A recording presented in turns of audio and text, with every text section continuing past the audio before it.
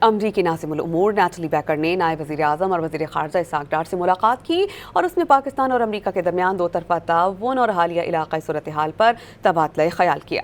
तर्जुमान दफ़्तर ख़ारजा के मुताबिक इसहाक़ डार ने पाकिस्तान और अमरीका के ताल्लुक़ात में मुस्बत पेश रफ्त को सराहते हुए देर पा अमन के लिए मुज़ाकरात और सिफारतकारी की अहमियत पर जोर दिया।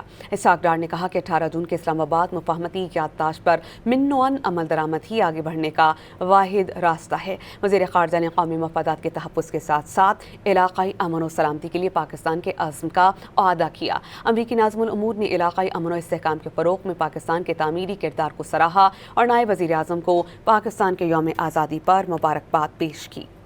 अमरीकी नाज़िमुल उमूर नैटली बैकर ने नायब वज़ीर आज़म और वज़ीर ख़ारजा इसहाक़ डार से मुलाकात की और उसमें पाकिस्तान और अमरीका के दरमियान दो तरफ़ा ताउन और हालिया इलाक़ाई सूरत हाल पर तबादला ख़याल किया।